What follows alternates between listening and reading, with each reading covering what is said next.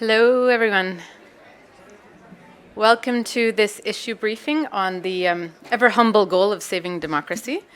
I am Heba Ali. I run a news organization that reports from the heart of humanitarian crises to inform policymakers and amplify the voices of people who are actually affected by crises. So I come at this from a journalistic perspective, and my colleagues here will come at it from other related fields, and I'll introduce them in due time. But I think the reason this session has garnered so much interest is, of course, the lament of the retreat of the liberal order and declining support for democratic values that we've seen front and center in many of these discussions since our friend Trump was elected nearly 2 years ago now. And an increasing polarization, not only in political views, but also in the way in which democratic institutions are used and abused. So we've got on one hand the truth being distorted from fake news to propaganda and hate speech, and what I called in a TEDx talk I did last year, junk news, which I think is actually even more dangerous than fake news. In other words, superficial journalism and information about issues that really matter. And then on the other hand, this global crisis in trust, not only in governments and media, but in all kinds of institutions. So how do we then navigate this space to kind of reclaim the space of democracy in this landscape? So I'm going to turn first to kick us off to Michael Abramowitz, who is a former journalist also. We've packed the panel with journalist-related people, and is now president of Freedom House. So Mike, could you just give us a sense of what the latest Freedom House report finds in terms of the state of freedoms in the world? Thanks for having us. So basically, Freedom House has for close to 50 years been measuring the health of democracy through our annual Freedom of the World study, which we basically measure the political rights and civil liberties in the world. And I would say that for the past 10 to 12 years, and I don't think our newest report is coming out in January. I don't think it'll be a major change. We don't know yet.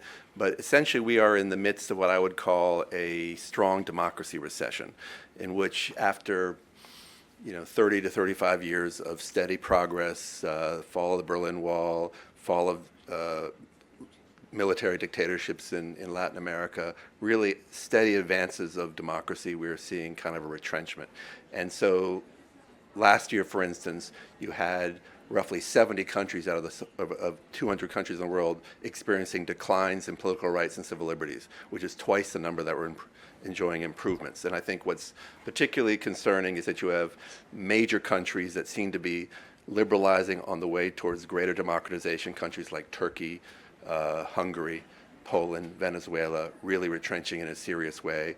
You've also had, this is not a phenomenon that is exclusively in the global south, it's all over the world, including in our country, where we've recorded some of the steepest declines in American democracy since our survey began. So it's a global phenomenon.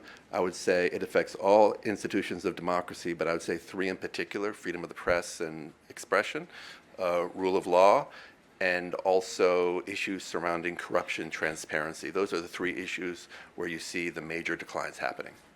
So let's turn to freedom of the press, because that's my bias, but also because Jeanne Bourgault is also coming from that space. She's president of Internews, which is an organization that tries to ensure access to trusted quality information and to empower people to have a voice in their own futures. As a journalist, Jeanne, I believe, so Jeanne is not a journalist by training, but works in the field of journalism.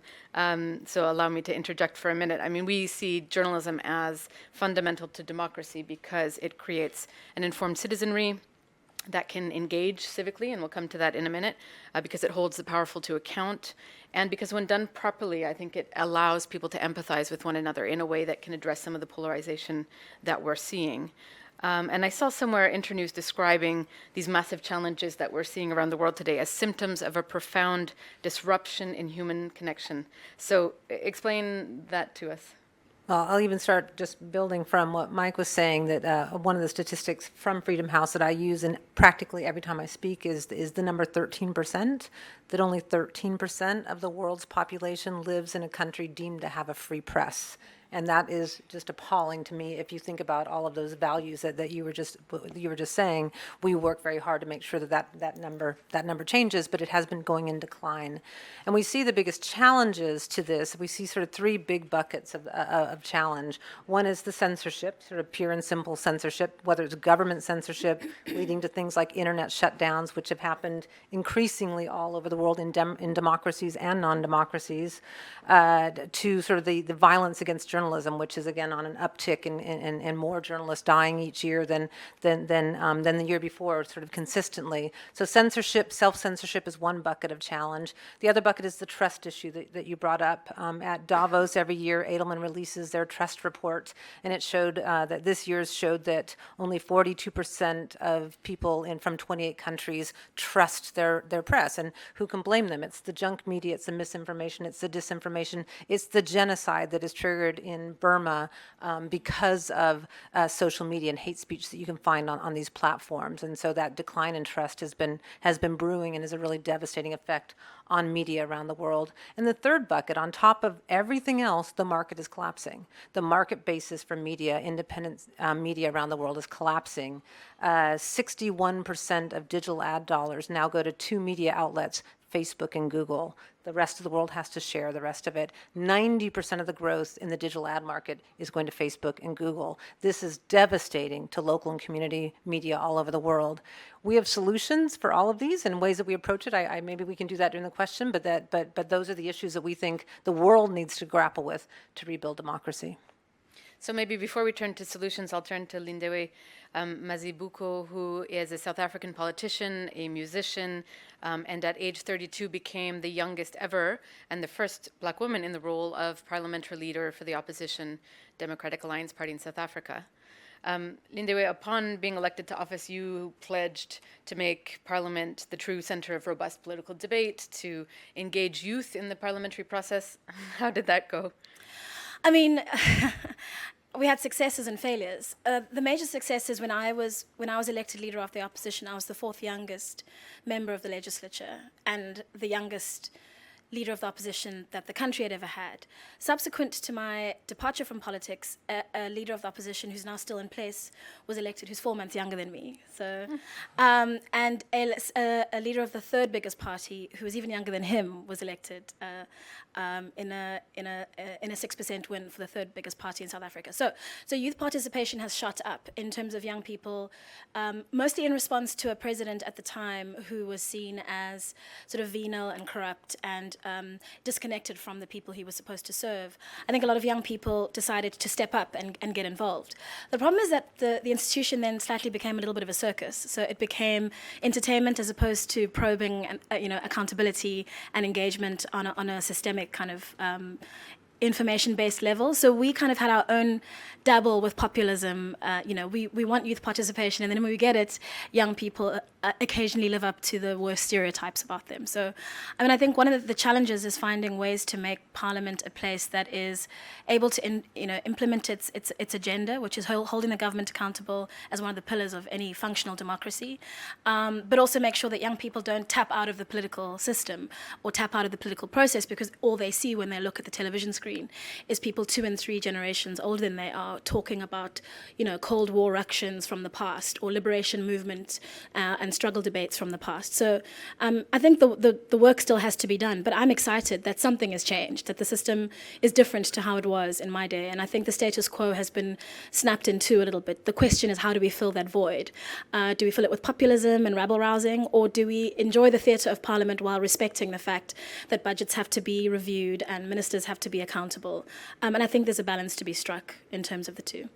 So maybe to help us lay the landscape of how do we fill those gaps, whether it's on the media landscape or in civic participation and stagnant political processes. Mike, what is driving the trends that you're seeing in those reports of declining freedoms? What's underpinning that change? Do we have like 3 hours? Well, I've actually been in a number of these conversations for the last year and a half at Freedom House, and I think it's hard to kind of point to one specific thing, and it's interesting what's driving the rise of liberal populism in Eastern Europe, which is actually doing pretty well economically, might be different than what's driving the rise of illiberal populism, say, in Western Pennsylvania, which has been in a kind of a deep economic downturn. So I think it's different things. I usually point to 3 or 4 things. I think one is economic inequality. I think that is a factor. It's grown, and I think it's the failure of kind of liberal democracies to deliver on fair growth across the border is one thing that's driving this. I think the global migration crisis is clearly offering an opportunity for illiberal politics and for anti-democratic practices to grow, and that's happening. You see that all over the world. I also think the rise of the social media platforms. We thought 7 or 8 years ago with the Arab Spring that these would be forces for just good, and hey, the bad guys figured out how to manipulate social media to kind of push back and undermine democracy. So those are 3 things that I think about, but there could be more, and it depends on what country you're talking about. But I think social media, immigration, and economic inequality would be 3 I would put a great deal of stress on. So if we start to unpack that and look at some of the ways to fix it, and maybe to start with where you ended, Mike, in terms of the information landscape and the way in which technology is being used now, not to enhance freedom of expression as it was initially hoped, but rather to constrain it. Jeanne, you've got a new initiative that you launched this year at Davos with the World Economic Forum called United for News. Could you tell us how that fits into this picture? Yeah, it actually addresses both the trust issues, but also the market failure issues, and it's trying to bring together, in true Davos spirit, a multi-stakeholder group, but including industry, ad industries, brands, and philanthropic organizations like ours, and really try to shift the market fuel of the junk news. I mean, that's a really good description. I mean, part of the reason people do some of this disinformation, misinformation, is because ad dollars flow there. So how do we stop that and sort of break that and make sure that ad dollars start going back to the really important, we like to call the connective tissues of democracy when it comes to local and community media. And so we have this initiative, United for News, which is working with the global media industry to try to solve some of these issues and trying to basically, we were inspired by Vodafone. Vodafone decided a couple of years ago that they were really distraught to see where some of their ad dollars were going, and they were going to sort of nasty places in 2016 that no brand wants to see their ad dollars going to through what's called programmatic advertising.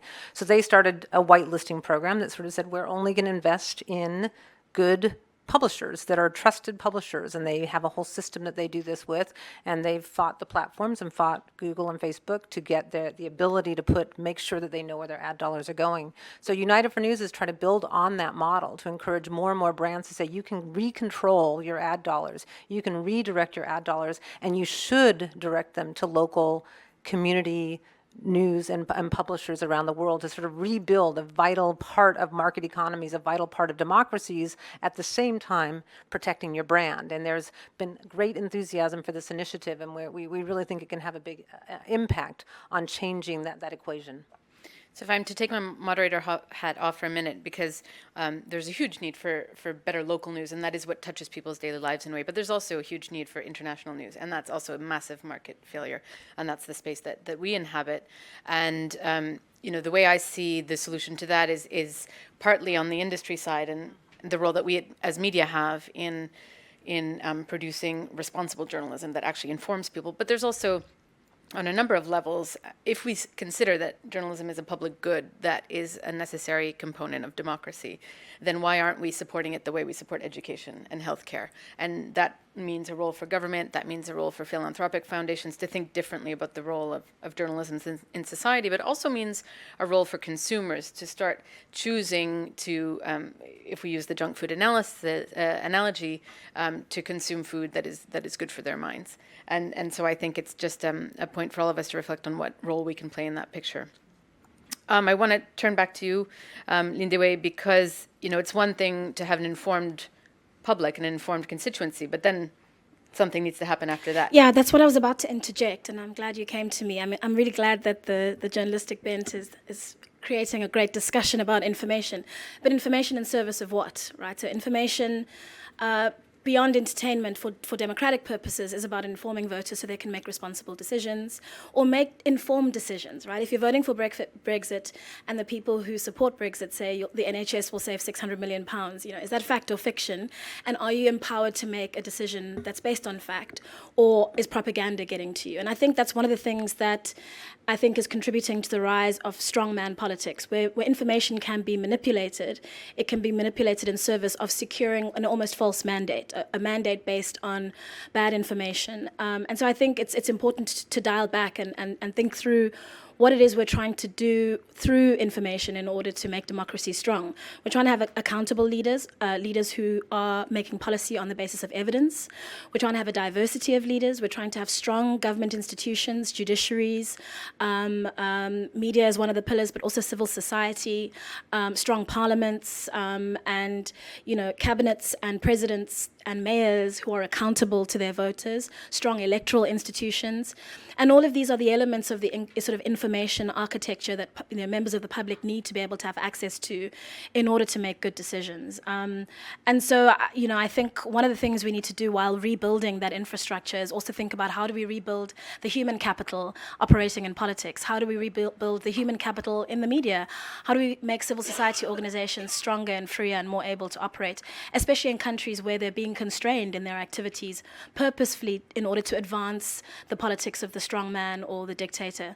And I think there's one more thing, which we don't talk enough about, is that the retreat of democracy in the West actually has an impact on frontier democracies. I like to think of South Africa as a frontier democracy. We're 24 years old. It might be that President Mandela's statue is being unveiled in the UN. If you go on Twitter today, there's a virulent debate amongst young South Africans, who 71% of whom are unemployed, who are saying Mandela was a sellout. He sold us out to whites who got to keep the ill-gotten gains of apartheid. So fake news exists there too, right? And there's no sort of sense of history or understanding of how it is we came to be where we are today. So we can't hope for functional democracies where people are able to make, good, mature decisions unless we think about who the people are that are running these critical institutions. That's why we care so much about populating the next generation of public leaders with people who are ethical and responsible. But I think there's a foreign policy piece, which is that where America retreats from the democratic debate, strong men rush in, non-democratic governments rush in, and they offer alternative, revolutionary but centrist narratives about how government can be, because people like Mandela sold us out. Don't worry, we'll be a strong, revolutionary, strong man politician who will hold the society together and not sell you out to the West. That's what happens when America or Britain retreat from their responsibilities as kind of standard bearers for democracy. So I think that's an important piece in this puzzle, the foreign policy piece, the information piece, and also the piece about what is the information in service of, and that's building strong, resilient, and long-lasting democratic institutions. So before I pick up on the strongman piece, just to touch on or stick to the youthful civic engagement piece, tell us about apolitical, because that's what that speaks to. Yeah, so we've built a foundation, we've built a peer-to-peer network which connects public servants all over the world, regardless of their politics, and enables them to benchmark policy and share great stories about good work that they're doing, as a way of countering the narrative about politics as a poisonous place. But on the foundation side, we are building a series of non-profit public leadership programs, 25 fellows at a time in regions around the world, starting in Southern Africa, which will bring from the private sector, from student movements, and from non-profit organizations, really great ethical and transformational leaders who care about public service and want to make their countries better, but are not interested in having debates about the nitty-gritty of policy, but are more committed to making sure government works and is functional across the aisle and within their organizations. And the idea is to rebuild that human capital, because what actually happens in continents like ours, in Africa, is that the liberation movements that liberated us kind of tend to recycle the same leaders. We've had presidential elections in South Africa, with due respect to President Ramaphosa, of whom I'm a huge fan, but he had presidential ambitions 15 years ago, which are now being fulfilled. President Mnangagwa was part of Mugabe's administration. The new president of Angola was, anointed by his predecessor, Dos Santos. So there's a kind of liberation movement leaders kind of recycling themselves and each other. And I think even amongst the best ones, there's an appetite to bring up the next generation, but where are they? Absolutely. Well, they're in the private sector feeling becoming very cynical about politics. They're not in the media because the media doesn't pay well, and the models are declining. And they're certainly not in civil society where they're most needed as a backstop against, some of the excesses of government. So we're trying to find ways to repopulate those institutions with quality people, almost as an act of public service, or that young people can engage in once they've gained experience in, say, the private sector. And I remember a year ago, actually, so just about a year before Kofi Annan died, that I was at an event with him in which he said, when our leaders fail us, us being kind of the general people, that the youth need to kind of step in and play that leadership role and stop waiting for these leaders to provide what they're clearly not willing or able to do. So absolutely, I think that idea that even that generation of people is looking to the youth Absolutely. for leadership. And it's not powerful. competitive, I'd hate to act like young people can't be dictators. There are dictators running countries like Uganda today who were liberators 30 years ago, but they're still in power today. Mm-hmm. And it's because there was never any succession plan to bring in the next generation. So, but again, you can't have change unless you have quality information and great democratic systems to act as bullocks against excess. So thank you for that transition. What happens when those great democratic systems actually allow for people, so when democratic institutions allow for anti-democratic behavior? And we see that now here, we see that in Hungary and other places where people get elected to power and then use that power for anti-democratic ends. Mike? Right. Can I just say a word on, just pick on something Linda Way said about the role of the United States? Because I think that's a critical thing for us to consider. And I don't mean to say this in a partisan way, because I think at Freedom House we've seen a weakening of democratic institutions that have gone on for quite some time. And I think the point is we all recognize that the United States has made very serious mistakes in foreign policy over the years. And I think if you look at the decline of democracy, the impact of the Iraq War, I think something that was taken in the name of democracy promotion has been hurtful to the cause. But at its best, the United States does exemplify these values. And I just think of something as a former journalist, I never in my lifetime did I think that there would be a weakening of the understanding of the role that a free press plays in a democracy. I mean, we're the country of the First Amendment, right? Jefferson recognized that you have to have, he'd rather have a free press than a free government, because he saw that as the essential thing. And now you have one of our great exports, as one of my former colleagues at the Washington Post said, which is the use of fake news. That phrase is a terrible phrase, and right now we're just in the midst of doing some research for our Freedom of the Net report and our Freedom of the World report, and we find that countries are cracking down on the press, on the internet, in the name of stopping fake news. Yeah. And so the idea that there is disinterested, authentic accountability journalism that is aimed at holding governments to account is being discredited all over the world, and that is something that is of deep concern to me. Jeanne, before we turn to the crowd for a couple of questions, this is the World Economic Forum, after all, a bunch of private sector people in the room. What is the role of private sector institutions in saving democracy? Well, as I was saying on the initiative with United for News, that private sector can make decisions that directly impact some of these things in the advertising markets, directing their ad dollars to credible news really transforms that equation. I actually now want to jump on what Mike was saying and sort of that combating fake news. We're often asked, how do you combat fake news? And my answer is invest in real news. And that's the most important piece. And there are policy issues there. There are journalism sort of strengthening issues, but a couple of issues that I think are just fundamental to that. One is media itself needs to look at itself and think about inclusion. Media does not reflect, in most places, media does not reflect the communities for whom and on which they report. They need to reflect the ethnic, religious, demographics of their communities so that they can really resonate with their communities. And particularly when it comes to things like women in media, which is appalling. The numbers are just extraordinary.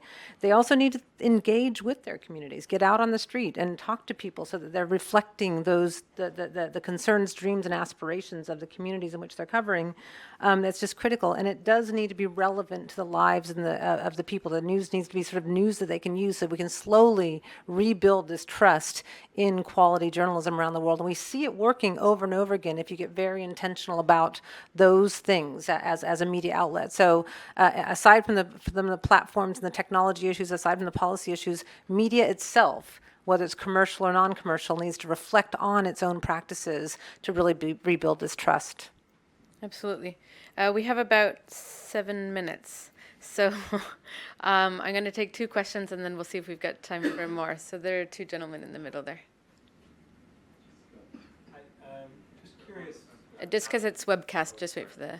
And if you can introduce yourself, please. I'm Jonathanreckford with Habitat for Humanity International, and resonate very strongly with all your comments about the press. You haven't talked much about civil society.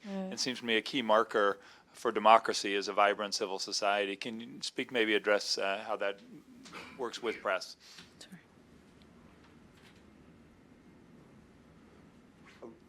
My question, well, first of all, thank you all. Very insightful and helpful. The title of this session is How to Save Democracy, so I'm hoping that you guys will give us some instruction and some optimism. I think that a lot of the conversation has focused on the supply side of press and the institutions behind the press and the market. I'm curious about the demand side, and in particular, is democracy fit for our times, or how we've thought of democracy fit for our times? It's great if those people in this room have time to read a book, or maybe even read an article, or read a headline. Not everyone does, and there's social fabric realities and economic difficulties and all sorts of things that we're living in the midst of that can make it understandable why a tweet is more digestible than something with a lot more substance. So maybe just to unpack that, because in terms of practical advice on how to save democracy, I think we have heard a few things around empowering a new generation of ethical leaders, around investing in quality media and information, on whether democracy should be the goal in the first place, which I think is a bit separate from the bit around sound bites and lack of appetite for a lot of substance. Just to reflect on that before I pass it over, my mother, I'm Egyptian of origin, and I grew up in Canada. My mother spent 40 years or so in Canada before deciding to move back to Egypt after the revolution, and had always been a big, promoter of liberal values, if we're to use generic terms. And once she got to Egypt, she said, with everything that happened with the Muslim Brotherhood, this experience has made me question everything that I believed in, and including democracy. So I think that isn't... for me, anyway, just a silly question. It's actually quite a fundamental one. So who wants to tackle that? Yeah, I'm an ardent lover and supporter of democracy, and not just as an end unto itself, but because the data are clear. There have been for decades that open societies, free societies, where people have universal suffrage, produce the highest economic outcomes for the largest number of people. They improve things like birth outcomes, maternal mortality, child mortality. Every single indicator points to democracy as the most effective way to give people a better life. And the reason I'm so primed and on the edge of my seat for this particular question is because we are still batting back, given the vacuum of diplomacy and the vacuum of leadership from the so-called North or the West on established democracy. We are now beating back narratives about Singapore and about China. Should we as Africans ditch this Western notion of democracy and start to hide to the notions of the big man or the traditional leader and repeat those in government institutions? But the facts are clear, the data are clear. The countries which have the best socio-economic outcomes are those that have all these freedoms embedded in them. And until there are data that prove otherwise, you see, so the Rwanda and the Singapore example are outliers, and often they become outliers that people try to prove a rule. But the rule is very clear. Democracy is the best. It's deeply imperfect. It's highly variable across the world. PR systems, first past the post systems, separations of power, but ultimately universal suffrage, universal adult suffrage, and the institutions that underpin it are absolutely have been proven time and again to be the best ways to give people a better life. Did you want to jump in on that, Mike, before we take the other question? I just wanted to ask the gentleman from Habitat for Humanity his good question about what other parts of society. I do think that civil society plays a huge role in this, and I think one thing that we've seen in our reports is just to put a marker down, which is of quite concern, is that civil society is under a great deal of stress around the world from the authoritarians. I mean, one of the key things in the authoritarian playbook is to kind of cripple civil society so that you kind of prevent any kind of criticism and effective opposition to rule. But I just want to say quickly, I do think that this is not just a governmental problem. I think there's a big role for universities. I mean, we have a crisis in education in our country around democratic values. I think there's a big issue around Hollywood and entertainment. I think we need to look at lots of different institutions. Each of them can play a role in the pushback against illiberal values. Just want to make a comment on the importance of democracy as the best of all of these evil systems that are possible. Going back to my focus on Vodafone, one of the things that was really interesting as we spent a lot of time with Vodafone is that they make their investment decisions based on the human rights track record of countries.